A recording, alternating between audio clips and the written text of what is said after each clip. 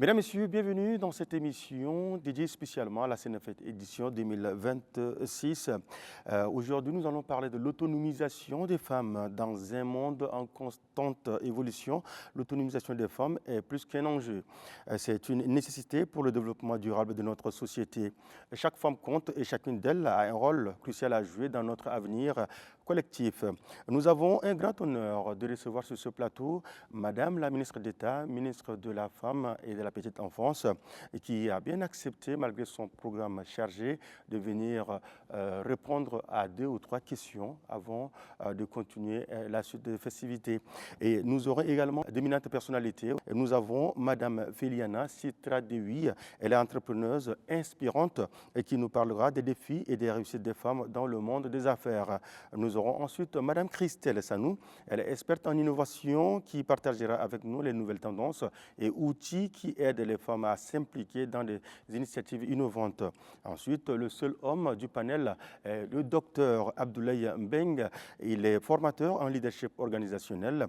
Il nous expliquera comment le développement des compétences peut transformer la vie des femmes et favoriser leur inclusion dans les processus décisionnels.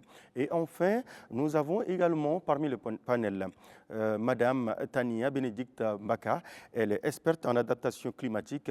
Elle mettra en lumière le lien entre l'autonomisation des femmes et les enjeux environnementaux. Mesdames, Messieurs, avant de commencer le débat, je souhaite bonne fête à toutes les dames qui sont sur ce plateau, en commençant par Madame la ministre d'État. Bonne fête à vous. Merci, Macalex. Vous avez lancé les activités à Moundou il y a quelques jours et ça continue ici à N'Djamena. Tout à fait. Comment les choses se passent? Alors que je vous remercie déjà pour la prise de parole. Je pense que les activités et festivités de la CNFET à Moundou et dans les 22 autres provinces du Tchad se sont plutôt bien passées. Là, on tire à la fin. Oui. Donc, je pense que ça va être l'heure aux recommandations. On a eu une forte présence, mobilisation des femmes. Oui. Dans tous les secteurs d'activité, dans la sphère politique, dans l'entrepreneuriat, dans l'éducation, dans la justice, le droit, et dans les femmes rurales. Donc je pense qu'on est plutôt satisfait et on espère justement que ça va servir de levier pour pouvoir établir des stratégies plutôt concrètes pour pouvoir impacter la vie de ces femmes-là sur le long terme, en fait, dans une durabilité. D'accord. Madame la ministre d'État, l'autonomisation des femmes est un enjeu crucial pour le développement de notre pays. Dites-nous quelles sont les principales stratégies de votre ministère pour promouvoir cette autonomisation dont on parle tant? Merci Macalex. Comme vous l'avez dit, l'autonomisation des femmes, c'est un élément crucial, hein. Ça fait partie de la mission de notre ministère entre le droit, les droits des femmes, les plaidoyers pour les droits des femmes et l'autonomisation des femmes. Je pense que vous savez que le ministère de la femme, c'est un des ministères les plus transversaux et stratégiques. Donc c'est un ministère qui touche tous les secteurs d'activité, tous les autres ministères, notamment l'environnement, le commerce, le sport, et j'en passe. Aujourd'hui, je pense que la question, c'est de savoir comment autonomiser les femmes et les filles tchadiennes. Donc, ça passe par des programmes, le PNSF, qui met justement des formations en place sur les transformations des produits locaux ou sur les textiles, en fait, hein, sur la teinture, sur pas mal de petits métiers. Mais aujourd'hui, je pense qu'on a essayé avec la CNFET 2026 de créer en fait un cadre un peu différent pour pouvoir justement mener à cette autonomisation sur le long terme. Aujourd'hui, ce que les femmes veulent, c'est d'avoir des formations, c'est vraiment renforcer les capacités, hein, et aussi de pouvoir les guider. Aujourd'hui, quand on prend le monde rural, on sait que ça, c'est vraiment un des piliers, hein, de l'économie de notre pays qui repose sur ces femmes-là. Ces femmes-là, en général, sont des agricultrices où on les forme en transformation pour les autonomiser. On a des programmes, des partenariats avec la Banque mondiale sur des programmes comme Sweat qui autonomisent ces femmes-là. Mais aujourd'hui, on parle de questions de durabilité. Quand on autonomise une femme, il ne suffit pas seulement de former et de donner des équipements. Il faut être sûr que la formation, l'équipement permet justement à ces femmes du monde rural de produire, de créer de l'emploi, de générer des revenus sur le long terme et de pouvoir impacter en employant d'autres personnes. Je pense que c'est là qu'on parle de vraie autonomisation. Donc avec notre département, nous sommes en train de mettre d'autres programmes pour renforcer le PNSF qui s'appelle ELAF, qui est l'économie locale accélérée par les femmes. Les femmes rurales et les femmes des métropoles. Donc ça va être un plan qui permettra non seulement de promouvoir le capital humain ici, des femmes ici au Tchad, mais de pouvoir aussi promouvoir les produits locaux justement qui émanent de ces formations, de leur autonomisation. Une fois de plus, l'autonomisation, c'est encore quoi? C'est quand ces femmes, elles produisent, il faut qu'elles aient des opportunités. Il faut que ces femmes-là soient capables d'écouler ces produits qu'elles transforment. Et je pense que là, on a un petit problème.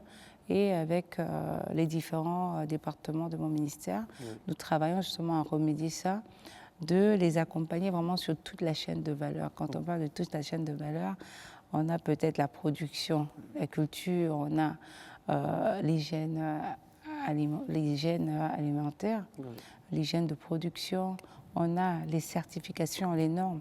Aujourd'hui, on se rend compte qu'aujourd'hui, ces femmes conforment dans les projets d'autonomisation. Elles ont des produits magnifiques, mais malheureusement, ça ne répond pas aux normes. Quand ça ne répond pas aux normes, on ne peut pas prétendre avoir des parts de marché. Donc, il faut accompagner ces femmes-là dans ce sens-là et sur le long terme. Et aussi, pour pouvoir justement pérenniser cette autonomisation, nous avons la Maison nationale de la femme, donc, qui est un organe sous tutelle du ministère, qui prend en charge holistiquement les femmes. Ça peut être des femmes victimes de violences, mais des femmes aussi en quête justement de formation, d'entrepreneuriat, qui se veulent se mettre dans le monde de l'entrepreneuriat. Je pense que la Sénafet a été une base pour nous, un levier pour pouvoir redynamiser cette maison-là. Et avec justement ces invités qui sont venus de divers horizons, c'est de pouvoir instaurer, en fait, faire de cette maison une référence pour le Tchad, pour les filles tchadiennes, qu'elles soient dans les métropoles ou dans le monde rural, mais aussi dans la région, en instaurant en vérité des masterclass dans des domaines bien précis où il y a une demande. Donc ça fait partie aussi de cette politique-là. Donc c'est vraiment un sujet très vaste. Hein. On va pas finir dessus. C'est vrai, c'est vrai. Nous avons constaté également qu'il y a un changement au-delà des pains. À chaque fois, quand la Sénafet s'approche, les gens parlent beaucoup plus de pain, mais cette année, on a remarqué qu'il y a eu beaucoup de masterclass, beaucoup d'invités venus de différents horizons avec plusieurs casquettes, différentes casquettes bien sûr. Est-ce que la Sénafet est en train de changer un peu de donne, que de rester juste dans cet aspect pain? D'accord. Merci, Mac-Alex.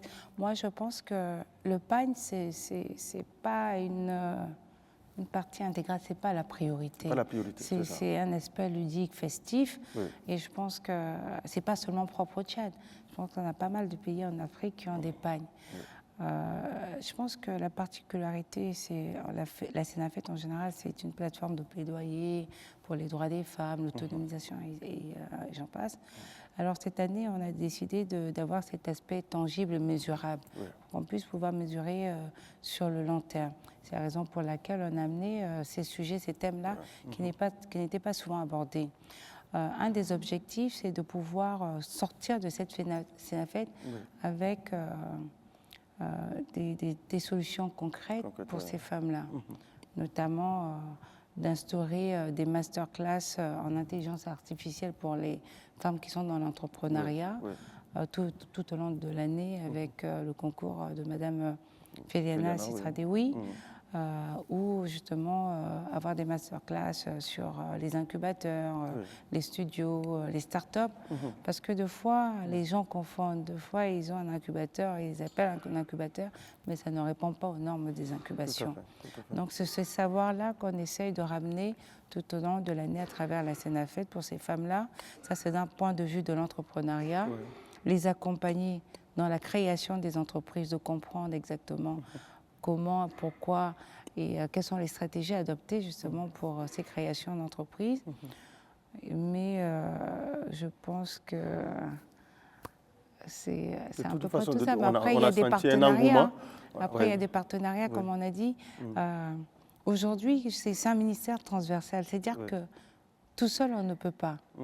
On est entreliés avec tous les autres ministères. C'est de faire fonctionner, je pense qu'une des particularités, c'est qu'on a fait fonctionner la collaboration non seulement interministérielle, mais interinstitutionnelle et organisationnelle avec les autres entités pour pouvoir justement nous renforcer dans notre politique.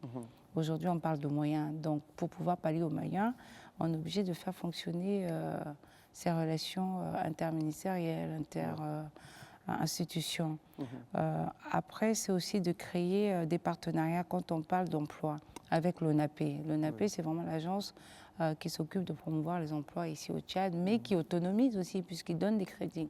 C'est de voir comment le ministère, pour autonomiser, pour justement encourager ces femmes à aller dans cette autonomisation économique, s'associe avec l'ONAPE et servira de garantie à ces femmes qui ne peuvent pas s'octroyer des garanties pour avoir ces microfinances sous certaines conditions. Donc ça fait partie des solutions et des résolutions qui vont être sûrement annoncées ce soir. Nous allons nous tourner vers Mme Filiana qui est expérimentée également dans le domaine de l'entrepreneuriat. Nous voudrions savoir quelles sont les stratégies qu'il faut mettre sur pied pour pouvoir vraiment autonomiser les femmes. Tout d'abord, je vous remercie pour la question et surtout, j'aimerais vraiment remercier chaleureusement Madame la ministre d'État et Femmes et protection des petits enfants également, donc qui m'a invitée ici au Tchad. Vraiment, ça m'a fait énormément plaisir et aussi très honorée de découvrir ce beau pays. C'est pour la première fois de venir dans ce pays que j'admire finalement, surtout pour les femmes aussi qu'on a finalement rencontrées tout au long de la semaine de cette journée internationale des droits des femmes, que les femmes tchadiennes, elles sont très entrepreneuses. Quand j'ai vu tous les produits dans les marchés, etc., mais aussi les femmes qui sont résilientes, battantes, et ça c'est vraiment très important dans l'entrepreneuriat. Surtout aujourd'hui, nous dans l'ère de technologie, intelligence artificielle. Donc avec Madame la ministre, on a bien sûr penser qu'est-ce qu'il faut faire pour ces femmes-là. Madame la ministre est très visionnaire de voir finalement l'opportunité de l'intelligence artificielle pour ramener ici au Tchad directement pour apporter une solution concrète, finalement clé en main pour ces femmes-là. Parce que finalement, on est encore au début de l'ère d'intelligence artificielle. L'intelligence artificielle, c'est aussi le marché de 1800 milliards de dollars d'ici 2030. Est-ce qu'on prend cette part de gâteau ou on est abandonné? Je suis persuadée que le Tchad et la femme tchadienne peuvent prendre part à ce grand, énorme gâteau.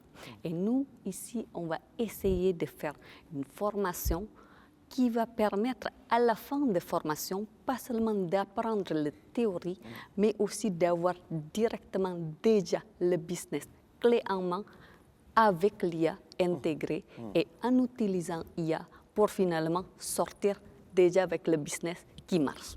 Donc c'est ça vraiment l'ambition qu'on est en train de créer pour les femmes tchadiennes que j'admire vraiment, avec qui j'apprends aussi de leur résilience, de leur combativité, qui est très, très, très bon dans l'ère de l'IA, qui change tout le temps, qui est vraiment dans une vitesse parfois effrayante. Dans le monde où on est très structuré, dans le pays où on a l'habitude d'être très structuré, c'est difficile de se capter. Ici, j'ai vu que les gens sont très agiles, les femmes sont très agiles, et les femmes, nous, on est très curieuses. Et ça, c'est vraiment les capacités important pour apprendre de l'IA. Parce que maîtriser l'IA, c'est aussi ça, d'être agile, d'apprendre, d'être curieuse. Et je suis persuadée que le Tchad, c'est vraiment le pays pour ça. Les femmes tchadiennes sont capables de saisir cette opportunité entrepreneuriale. D'accord, ok. Madame Christelle, c'est la première fois que vous arrivez au Tchad également? Oui, c'est la première fois. D'accord. Et ravie. D'accord, bienvenue. Merci beaucoup. Et en termes d'innovation, quel type d'innovation pourrait correspondre au profil des femmes tchadiennes? Par exemple, même si vous ne connaissez pas vraiment l'environnement tchadien. Ouais. Merci beaucoup pour la question. Et moi aussi, je voudrais prendre le temps quand même de remercier la ministre d'État pour son invitation. On a parlé du Tchad. On était un petit peu loin d'ici. Mais c'est vrai que quand on cherche des solutions à apporter au développement d'un pays, ça ne peut pas se faire à distance. Et vraiment, cette opportunité qui est offerte de travailler à partir de la réalité du terrain, c'est très important. Donc, merci beaucoup. Moi, mon expertise, elle est dans l'accompagnement des écosystèmes qui accompagnent les entrepreneurs. Et donc, moi, j'accompagne ceux qui accompagnent les entrepreneurs. Et j'ai eu une excellente surprise en découvrant toutes les journées de cette semaine de la femme tchadienne, c'est que je me suis rendu compte qu'elles avaient fait leur part du travail. Elles sont sur le terrain, elles créent, elles produisent, elles vendent, elles innovent, peut-être pas conscientes du niveau d'innovation qu'elles apportent, mais quand on vient d'ailleurs, eh bien moi je suis capable de le voir. Je suis capable de voir que les produits qu'on a pu voir sur les étals, la spiruline, le curcuma, ce sont à Paris par exemple où je vis des produits aujourd'hui qui ont absolument le vent en poupe, qui se vendent très cher, qu'on a du mal à trouver, qu'on a du mal à sourcer et qui suscitent même la défiance des utilisatrices. On ne sait pas si c'est pur, si c'est pas pur. Et puis ici j'arrive et je vois ça, produit en direct, avec un savoir-faire unique, avec une abondance, avec simplicité, j'ai envie de dire. Et je me dis, voilà, les femmes du Tchad, elles font le travail. Et maintenant, j'ai l'impression que c'est à nous aussi de renforcer leurs capacités, d'être à la hauteur du travail qu'elles font, de ce qu'elles arrivent à assumer. Et quand je vous disais qu'elles n'avaient peut-être pas conscience qu'à l'extérieur, nous, on voyait que c'était de l'or, eh bien c'est ça peut-être qu'on peut leur apporter. C'est de les aider à prendre conscience de ça, qu'elles puissent capter le maximum de valeur. Et en faisant ça, c'est leur pays, enfin c'est d'abord leur famille, leur communauté et leur pays qu'elles enrichissent. Et moi, je suis ravie de voir que le gouvernement tchadien, et particulièrement le ministère de la Femme, a décidé de mettre les moyens pour être à la hauteur des femmes tchadiennes. Voilà. Et moi, évidemment, je serais plus qu'honorée de pouvoir contribuer à ce travail et à la fois leur apporter de la valeur à elles, mais aussi ce qu'elles produisent, eh bien, le montrer au monde. Et c'est ça le but d'avoir du réseau. Moi, je travaille sur le continent européen, le continent africain, la Caraïbe aussi. Et je pense que véritablement, le Tchad mérite d'être plus largement connu. On peut faire du business et si on n'est pas dans un réseau, c'est un peu difficile aussi. Hein. Exactement. Je rebondis sur une chose qu'a dit Madame la Ministre. Elle parlait d'innovation. Par exemple, l'innovation, ça peut être aussi, ne serait-ce que le packaging.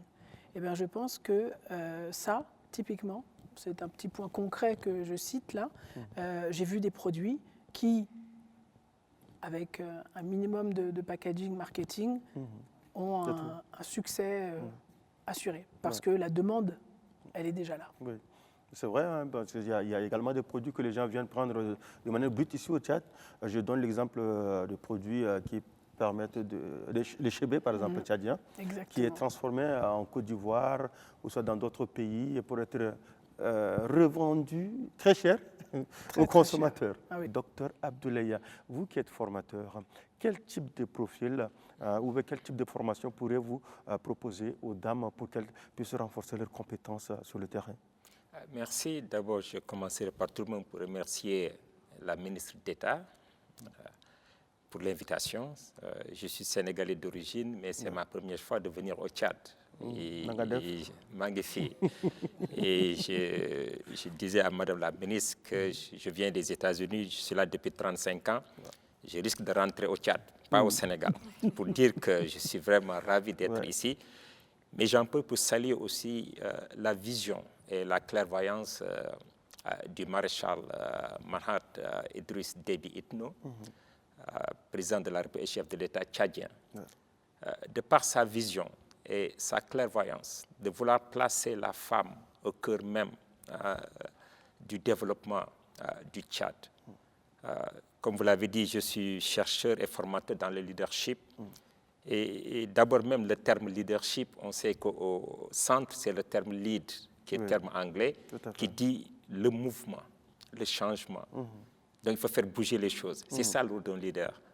Et aujourd'hui, quand j'écoute, et j'ai eu à observer Madame la ministre depuis les États-Unis, quand elle était ambassadeur, donc je l'ai observé de très près, je vois comment elle se comporte. Donc on est toujours amené aujourd'hui de parler soit du leadership féminin ou du leadership au féminin. Donc si on parle du leadership féminin, c'est peut-être la capacité des femmes à diriger et à utiliser un certain style de leadership basé sur l'empathie, sur la collaboration, sur l'écoute, de la patience. Et ce modèle de leadership a été testé. C'est basé sur l'intelligence émotionnelle. Et aujourd'hui, il a été prouvé que l'intelligence émotionnelle est de loin supérieure à l'intelligence technique, scientifique, en termes de motivation, en termes d'encouragement, en termes de réalisation des performances d'une organisation. Et donc, les 3 éléments clés du leadership, c'est d'abord la vision, une ambition. C'est en plus bâtir la confiance pour que les gens puissent s'approprier de cette vision et vous accompagner. Mais la partie qui est vraiment compliquée, c'est la motivation. Comment motiver les gens. Et depuis quelques jours, j'observe Madame la ministre et je vois au-delà de la vision qu'elle a, au-delà de la manière dont elle se comporte, je sais que non seulement elle bâtit cette confiance, mais surtout la manière dont elle motive. Et c'est ça les éléments clés du leadership. Mais aujourd'hui, les derniers courants du leadership, au-delà des théories classiques, qui étaient sur les traits de caractère, sur les comportements du leader et sur les circonstances, ils se sont rendus compte qu'il y a d'autres éléments qui sont beaucoup plus fondamentaux pour la réussite des organisations et pour diriger. C'est le leadership authentique, l'authenticité, la sincérité, le leadership d'éthique, la transparence, le respect, le leadership partagé, le fait de pouvoir déléguer et d'encourager tout le monde. Mais moi, j'ai fait ma recherche sur un autre type de leadership. Il y a aussi le leadership transformationnel qui permet vraiment d'avoir des relations par l'influence, la motivation, mais surtout l'assimilation intellectuelle, mais la considération individuelle. Et je vois tout ça en Madame la ministre, quand je l'observe. Mais le plus important, moi, je marche sur le serviteur leadership, qui est basé sur le don de soi, le fait de vouloir servir les autres, dans ce qu'ils appellent une approche holistique du travail, créer des conditions pour que les gens puissent se sentir, puissent améliorer, puissent vraiment s'épanouir. Cette autonomisation dont vous parlez, mais aussi le partage du pouvoir dans la prise de décision, mais surtout au-delà même de vos organisations, comment faire pour bâtir une communauté. Et c'est ça que je pense que est la clé si nous voulons aujourd'hui capaciter les femmes pour qu'elles puissent accéder à ces sphères que les hommes s'agrippent tout autour. Il va falloir d'abord, et je vais citer un proverbe tchadien, peut-être c'est une mauvaise traduction, qui dit « il n'y a pas de petit feu ni de petite femme ». Cela veut dire que toutes les femmes sont des femmes leaders. Et l'autre proverbe qui dit que si vous voulez rester fort, il faut chercher de l'aide. Je pense que c'est aussi un proverbe tchatchien. Donc le fait que ces 2 proverbes nous enseignent que déjà nos ancêtres, nous n'avons pas besoin d'aller importer des outils, des théories de l'extérieur, mais de par nos valeurs, nous avons suffisamment d'outils pour vraiment former, et je dis aujourd'hui aux femmes, ce qui a été démontré comme des compétences clés pour diriger et pour réussir, c'est cette intelligence émotionnelle qui permet d'avoir le sens de l'écoute, d'avoir de l'empathie, de vouloir vraiment nourrir, comme on le sait, nos femmes, c'est elles qui nous servent partout, c'est elles qui nourrissent, c'est elles qui s'occupent des enfants, des vieux. Aujourd'hui, en tant que jeune homme, si vous avez des soucis, vous n'allez pas voir votre père Parce que vous savez, l'esprit manchot, vous allez voir votre mère. Donc cette capacité vraiment de ne laisser personne derrière. Et c'est ça qui fait l'efficacité du leadership. Et moi, je dis qu'aujourd'hui, ces éléments sont beaucoup plus présents chez les femmes que chez les hommes. Tout à fait. Pourquoi l'appeler un leadership féminin? Moi, je dis que c'est un leadership qui est efficace, que tout le monde doit devoir se l'approprier si nous voulons réussir. Et je pense qu'il suffit de rappeler aux femmes que ces qualités, ces traits de caractère, vous les avez déjà en vous. Il faut croire en vous pour que vous puissiez sortir cela. Et si elles parviennent à le faire, moi, c'est une force que personne ne peut arrêter. Ça, c'est vrai. D'accord. OK. Madame Tania Bénédicte Mbaka, vous êtes beaucoup plus focus sur l'adaptation climatique, c'est ça? Oui. D'accord. Nous allons, dans ce sens, poser cette question. Comment les femmes peuvent-elles intégrer de manière efficace les stratégies environnementales dans leurs activités? Bon, merci beaucoup pour votre question qui est très pertinente. Je tenais vraiment aussi à remercier Monsieur le Président et plus particulièrement Madame la ministre d'État pour son invitation. Donc, effectivement, j'ai rencontré beaucoup de personnes depuis mon séjour au Tchad, des personnes formidables, que ce soit dans l'agriculture, que ce soit dans l'artisanat. Donc moi, vraiment, en règle générale, on m'appelle Madame Adaptation.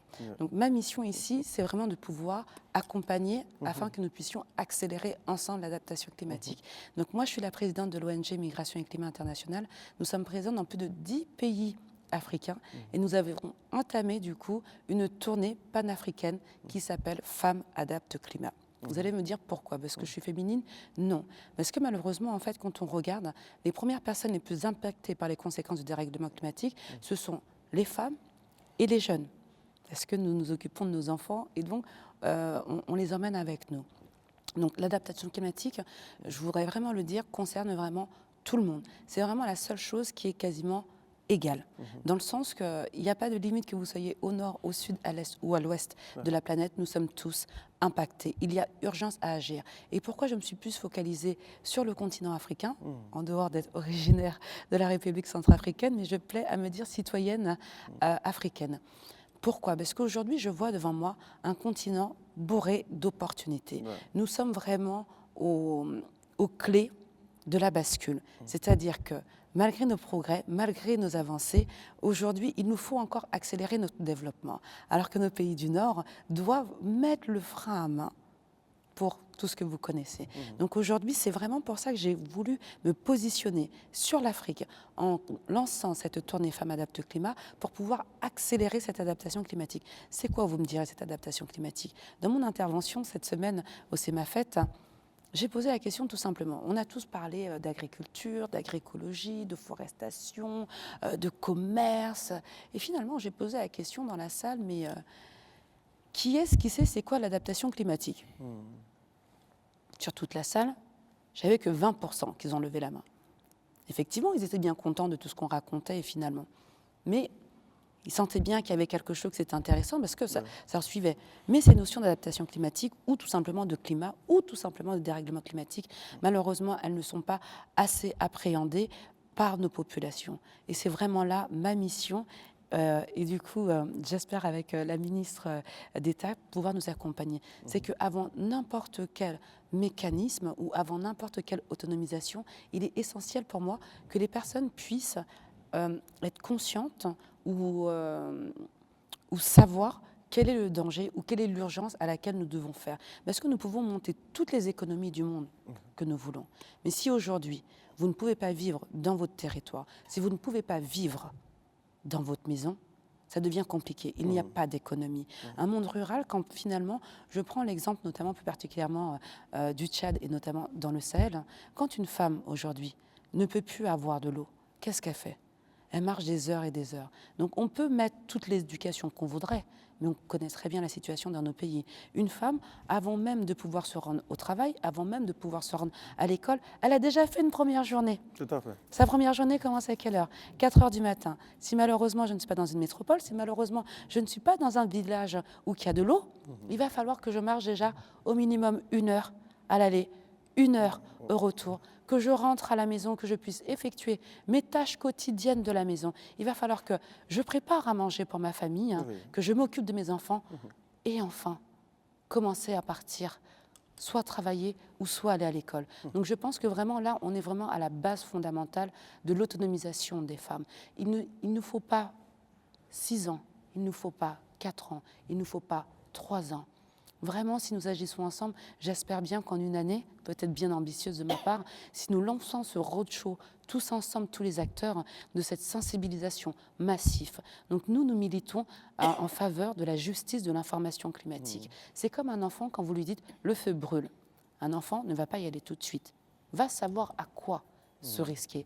Donc aujourd'hui, c'est vraiment ce que je suis venue plaider ici au Tchad, la justice de l'information climatique et vraiment pouvoir tous vous appeler tous à nous rejoindre, à me rejoindre, à rejoindre Madame la Ministre. Et effectivement, l'adaptation climatique est un sujet qui est vraiment transverse. Donc effectivement, ce que je suis venue proposer au Tchad et plus particulièrement à Djamena, c'était de pouvoir inclure cette étape dans notre grande tournée panafricaine qui a commencé à Paris, qui s'est poursuivie au Sénégal. Et nous aimerions bien poser cette tournée Femmes adaptent climat au Tchad prochainement. Et au-delà de cette tournée, l'idée, c'est vraiment de pouvoir accélérer cette sensibilisation, la justice de l'information climatique. Elle doit se commencer dès les classes primaires, collèges, en allant jusqu'à l'université et même nos entreprises. Et aujourd'hui, pourquoi l'adaptation climatique comme outil d'autonomisation des femmes? Parce que quand je vois tous ces secteurs-là, finalement, c'est quoi? Ce sont des solutions d'adaptation climatique que nous avons en face de nous, mais qui ne sont pas identifiées comme telles, où les actrices qui l'utilisent ne s'identifient pas comme des acteurs. Et donc, malheureusement, on passe par moments à côté des financements verts. Parce que depuis, j'entends effectivement, il existe des financements verts. Et la question depuis que je suis au Tchad, c'est comment fait-on pour avoir ces financements verts? Comment fait-on pour avoir... Effectivement, il nous faut nous structurer et il nous faut se déclarer acteurs et actrices de l'adaptation climatique. Ce n'est pas le climat qui va venir. Quand tout à l'heure, nous avons une agricultrice, comme Madame la Ministre l'a dit, il y a déjà beaucoup d'organisations qui accompagnent sur la transformation. Il nous faut renforcer nos chaînes de valeur afin de pouvoir créer des chaînes de valeur vertes et finalement, du coup, l'entrepreneuriat vert. Aujourd'hui, nous avons quasiment tout ce qu'il faut. Le Tchad est rendu dans le bassin du lac Tchad. Le Tchad est rendu dans le bassin du Congo. Et aujourd'hui, là, au lieu d'aller chercher ailleurs des technologies, nous avons de quoi pouvoir créer de la richesse. Vraiment, mon message, c'est qu'il faut vraiment qu'on accentue l'entrepreneuriat à impact vert, parce qu'aujourd'hui, face à notre territoire, nous avons tous les éléments pour pouvoir connaître le développement économique durable que nous attendons. Madame la ministre d'État, on aimerait bien vous poser une question sur les cas de viols sur mineurs dont on entend parler ces derniers temps, et également les violences basées sur le genre qui freinent d'une manière ou d'une autre les activités ou soit les actions du gouvernement et de votre ministère. Est-ce que vous avez un mot à dire à ce sujet? Merci Mac-Alex pour la prise de parole. Alors effectivement, le ministère ainsi que le gouvernement condamnent fortement ce genre de violence. Je pense qu'un être humain qui est conçu normalement comme nous, un parent d'enfant, je pense ne peut pas rester insensible face à de tels actes que je qualifie de barbarie. Je pense que ça fait partie justement de la politique sociale du maréchal Mahamat Idriss Déby Itno, président de la République, chef de l'État, justement de prendre en charge d'une manière holistique ces victimes de violences. Maintenant, après, comme on dit, des fois, on a les conséquences. Mais pour pouvoir justement apporter des solutions durables, il faut deux fois connaître les causes. Tout à fait. Le constat qui m'a été fait de faire depuis que je suis arrivée, c'est que ces violences-là se passent en général au sein de la famille ou pas très loin. Les prédateurs ne sont pas très loin. Donc on a un grand travail de sensibilisation à faire. La sensibilisation, malheureusement, coûte beaucoup d'argent. Donc on essaye de mettre des stratégies en place pour pouvoir justement vulgariser déjà ces lois, ces décrets d'application de ces lois qui peuvent protéger, qui sont là justement pour protéger ces femmes, ces filles, ces mineurs. pas seulement les petites filles, il y a des petits garçons aussi qui sont victimes de violences. Tout à fait. On travaille justement aussi à mettre sur le niveau national la radio de la femme. Parce que je pense que c'est un outil assez fort justement pour tout ce qui concerne la vulgarisation, les sensibilisations. On essaie de voir aussi comment travailler. Justement, je parlais de synergie. Une fois de plus, tout seul, on ne peut pas résoudre. Il faut qu'on soit honnête.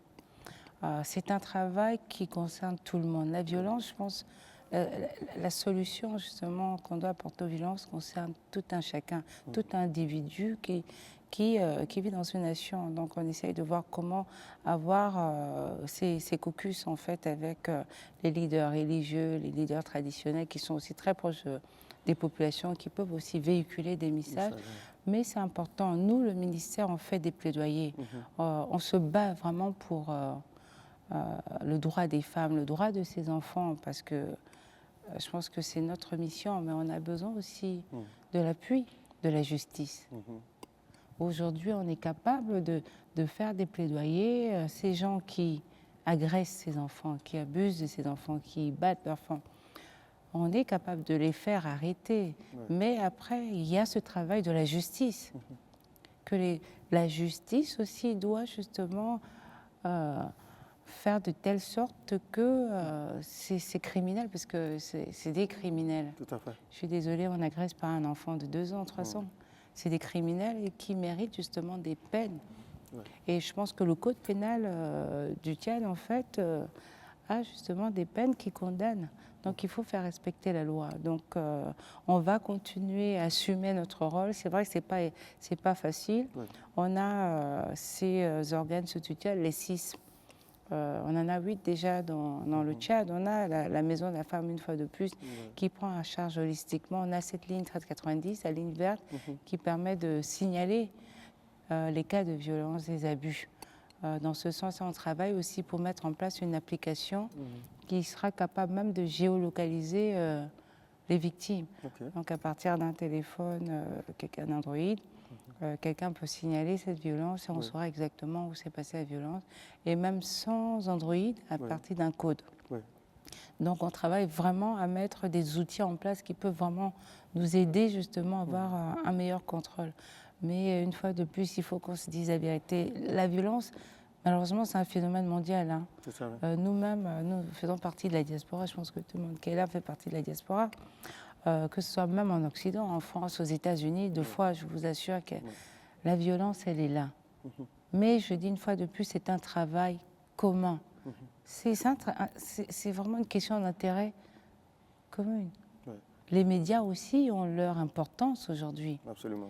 C'est pas de sortir que le côté négatif, mais c'est de pouvoir aussi sensibiliser, d'appuyer justement ces stratégies, c'est d'appuyer ces lois que le ministère de la Femme met en place, d'inciter aussi la justice à assumer son rôle. C'est ça. Oui, nous ne condamnons pas, nous n'avons pas ce pouvoir de mettre quelqu'un en prison. Nous avons ce pouvoir d'advoquer, de prendre en charge. Et je pense que le ministère le fait bien. Aujourd'hui, à la Maison de la Femme, si vous y allez, on a pas mal de filles victimes des violences. Même dans les provinces, nous avons nos délégations où il y a des centres sociaux, où les femmes viennent. Moi, quand j'étais à La Pala, j'ai rencontré pas mal de filles qui étaient victimes. On a échangé avec les leaders traditionnels, les leaders religieux. Après, comme je dis, il faut savoir aussi quelles sont les causes. Il y a tellement de causes à la violence. Donc, moi, je vais peut-être faire un plaidoyer. J'appelle aussi tous les collègues des autres départements ministériels, travailler ensemble pour pouvoir avoir des solutions qui sont vraiment des solutions fiables, impactables pour cette population. On a le devoir de protéger les femmes. On a le devoir de protéger les enfants. Nous sommes des parents d'enfants. Je me vois mal restant insensible à un enfant qui est agressé, non. Donc, soyez rassurés, le ministère de la Femme et de la Petite Enfance travaille vraiment de façon acharnée pour pouvoir mettre en place des solutions. Même Rome ne s'est pas construit en un jour. Non. Donc c'est des processus, ça va sur le temps et nous espérons que vraiment de jour en jour, de mois en mois, d'année en année, qu'on puisse arriver justement à des solutions où on a quand même cette maîtrise Ouais. des situations des violences. Merci beaucoup et nous vous encourageons dans la recherche de solutions efficaces pour pouvoir mettre un terme ou bien réduire, toutes ces formes d'abus dont on parle très souvent ces derniers temps. Et Madame Féliana, est-ce que vous avez un petit mot à l'endroit des femmes qui entreprennent? Quels sont vos conseils que vous allez leur adresser? Bien sûr, alors je suis vraiment ravie déjà d'être ici au Tchad. Je découvre ce beau pays vraiment avec beaucoup de force, surtout des femmes qui entreprennent et avec beaucoup de courage. Je sais que les conditions n'est vraiment pas faciles, mais je sais aussi que ici le président et surtout Madame la ministre aussi vraiment beaucoup faire d'efforts pour pouvoir soutenir ces femmes. Si j'ai un dernier mot vraiment, j'aimerais que ces femmes-là gardent le courage, qu'ils savent qu'ils ont vraiment des forces en eux pour entreprendre. Et ça, c'est vraiment la règle numéro 1 dans l'entrepreneuriat. C'est le courage, l'ambition, la force. C'est ça qui va faire bâtir le projet finalement.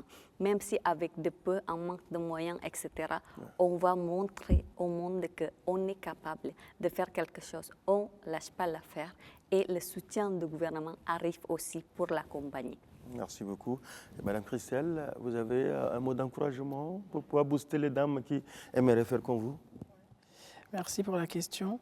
Je vais me permettre de rebondir sur le dernier sujet qui a été abordé là, qui est un sujet important, et de dire que l'innovation et l'entrepreneuriat, pour moi, eh bien, c'est véritablement une réponse aussi adaptée à cet enjeu de réduction des violences. Moi, j'ai travaillé pour une association à Paris, et donc j'ai accompagné une dizaine de femmes victimes de violences en tout genre, même au travail par exemple. Et c'est pour dire que cette violence que subissent les femmes, malheureusement, je suis d'accord, elle est universelle. C'est pas le Tchad, c'est le monde. Mais peut-être que la différence entre certains pays et d'autres, c'est que on a réussi à faire baisser un certain nombre de barrières qui emprisonnent les femmes. Tout à fait. Et ces barrières qui emprisonnent les femmes, parfois c'est l'éducation, c'est avoir conscience que ce qu'on vit, ce n'est pas forcément la norme. Et donc même si on le sait dans son corps, on le sait dans sa tête, on le sait dans son cœur, mais parfois on peut être résigné, on peut se dire c'est comme ça. Non, c'est pas comme ça. Libérer la parole, ce travail d'éducation, il est important. Mais l'autonomisation économique, c'est aussi important. Parfois, vous savez que ce n'est pas normal, mais vous n'avez pas le choix. Vous vous sentez coincé. Et donc, le forum dans lequel on participe, là, c'est aussi une solution directe. C'est de dire comment est-ce qu'on permet à ces femmes d'avoir une capacité qui leur permet au moins de refuser les formes les plus graves de violence. Il n'y a pas de monde parfait, mais quand même. Et puis, la création de richesses partagées, par cette innovation, par cet entrepreneuriat, je crois que ça apaise aussi tout le monde.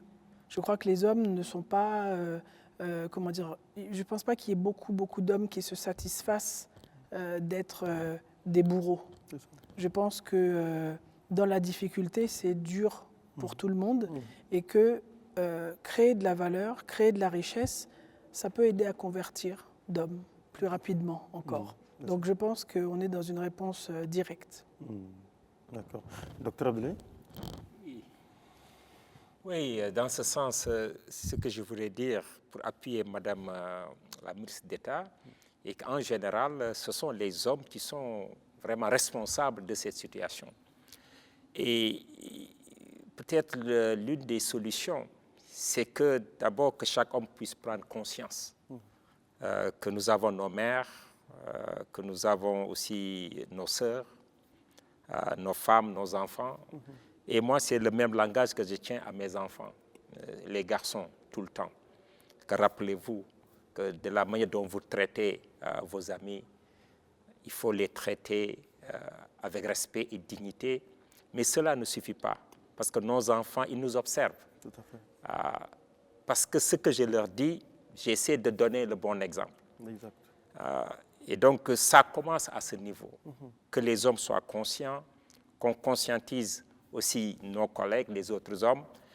Et aussi, il faut dénoncer. Il faut avoir le courage de dénoncer. Et aussi, il faut que nos États, nos institutions puissent sanctionner de façon très sévère. Ça, peut-être, c'est un début de solutionnement, mais tout va tourner autour du leadership. Parce que je dis encore, le leadership, c'est à tous les niveaux. Quand la femme est consciente de ses pouvoirs, parce que quand on parle de leadership, il y a la notion de pouvoir. Mais en général, il y a deux types de pouvoir. Le pouvoir de position, qui est lié à la légitimité, la coercion et le pouvoir de récompenser.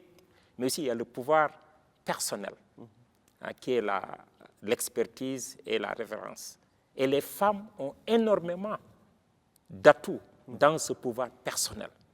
Sur ce pouvoir, les femmes peuvent s'appuyer pour transformer et changer en s'organisant, en créant des alliances, en s'entraidant, mais aussi avec l'appui des hommes. Et je dis que la solution, c'est vraiment d'abord des institutions fortes, mais aussi que des hommes puissent prendre conscience que si les femmes sont faibles, c'est toute une famille qui en souffre, c'est toute une communauté, donc c'est toute une nation. Et que les femmes, et je disais juste hier, que les études ont démontré que quand une femme gagne 1 franc, 90% est réinvesti dans la famille. Mais quand l'homme gagne 1 franc, c'est 30, maximum 40%. Juste ce chiffre doit encourager tout le monde à investir dans les femmes, à s'assurer que les femmes puissent s'épanouir dans de bonnes conditions. Et je pense que l'autonomisation des femmes est la solution, mais l'autre solution, c'est l'éducation. Dans mon travail, j'ai eu des collègues que la société, bien vrai que contrôlée par des hommes, était obligée de leur faire la promotion. Elles étaient les plus compétentes, surtout dans les domaines scientifiques. C'était des mécaniciens, des ingénieurs, et elles avaient aussi des diplômes en management. Il était tellement clair qu'elles ne faisaient pas le poids. Tout le monde, les hommes ne faisaient pas le poids. Et je pense qu'il est aussi important que dans certains domaines, que les femmes, qui même maintenant aux universités, au lycée, les matières scientifiques sont dominées par les femmes. Mais c'est par là que la société les décourage pour les canaliser dans des domaines qu'on considère féminins. Et je pense que c'est aux femmes d'être conscientes de cela et de mener ce combat, tout en sachant qu'il y a des hommes qui vont les soutenir dans ce combat. Aujourd'hui, c'est tellement présent qu'on parle de la masculinité féminine. Ça veut dire que tout le monde est d'accord que la masculinité est associée à quelque chose de négatif. On est obligé d'ajouter féminine pour dire, donc je dis, nous les hommes, il est temps quand même qu'on prenne conscience et qu'on supporte nos femmes. Merci beaucoup. Madame Tania? Oui, en effet. Donc juste pour revenir sur le sujet sur la violence, donc effectivement, moi je suis vraiment Madame Adaptation, et la première des violences, c'est le dérèglement climatique.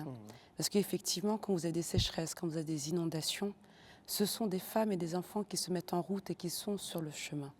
Et quand du coup, souvent quand on va observer, suite à ces sécheresses prolongées qui vont entraîner des famines, ce sont des femmes et ce sont aussi des sources de violence. Il y a plusieurs formes de violence. Donc aujourd'hui, mon message que je suis venue vraiment délivrer ici, c'est que cette adaptation climatique, c'est vraiment un défi global qu'il nous faut vraiment, vraiment tous être des acteurs et pouvoir être engagés ensemble. Effectivement, j'aimerais bien rappeler que nos économies africaines et celles du Tchad plus particulièrement reposent en fait sur une économie informelle. L'économie informelle qui est représentée, enfin l'agriculture représente quasiment 80% finalement de la richesse tchadienne et 90% de l'agriculture est occupée par les femmes. Donc si nous souhaitons avoir un développement économique durable, il est essentiel de pouvoir rendre accessible cette information de l'adaptation climatique. Comme vous l'avez bien compris, les premiers maillons de cette adaptation sont l'eau, l'agriculture. Si vous n'avez pas d'eau, vous n'avez pas l'agriculture. Et aujourd'hui, sur nos territoires, comme le Tchad, si on n'a pas d'eau, on n'a pas d'agriculture, on perd une partie de notre PIB aujourd'hui. On est bien d'accord. Tout à l'heure, quand je vous disais 80% de notre économie est informelle. Agriculture, artisanat, c'est quoi? Donc le cœur de notre richesse est ici. Et finalement, on passe à côté en voulant prendre d'autres parcours. Non, c'est simple. Formalisons-nous. Remontons aussi les informations. Il y a des structures aujourd'hui qui existent au Tchad. Elles sont multiples.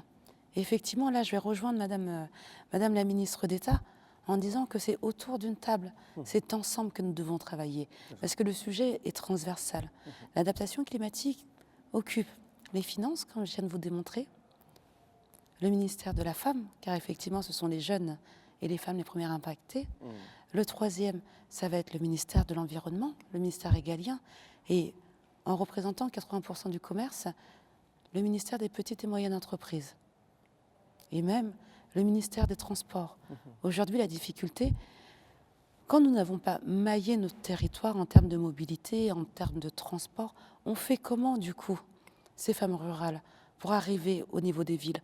On fait comment? Donc des fois, j'observe de ce que j'ai observé, notamment plus particulièrement au Tchad, on a beaucoup de denrées qui traversent transfrontaliers. Parce que malheureusement, on n'a pas suffisamment développé nos axes de communication. Et dans tout commerce international, avant tout, c'est ce couloir de communication. Et derrière, le Tchad a vraiment une richesse qui est son lac. Ce lac, quand on parle de développement et d'autonomisation, passe par l'énergie. On a l'énergie solaire qu'il va nous falloir accélérer ensemble, et aussi le pouvoir de ce bassin du lac Tchad qui va alimenter. J'ai découvert l'aimer vraiment comme le capitaine. Ma consoeur qui en consomme depuis 3 jours pourrait me dire les merveilles du capitaine. On le trouve où dans le lac Tchad? Une richesse incommensurable. Donc vraiment, ce pays regorge de toutes les capacités pour pouvoir obtenir son indépendance économique et prendre toute la place et le rayonnement qui lui est dû. Merci. Donc avec plaisir vraiment de pouvoir tous vous avoir à cette conférence Femmes Adaptent Climat prochainement au Tchad. Merci beaucoup. Merci. On souhaite à tout le monde bon séjour. Il reste quelques jours encore à passer ici sur le territoire tchadien.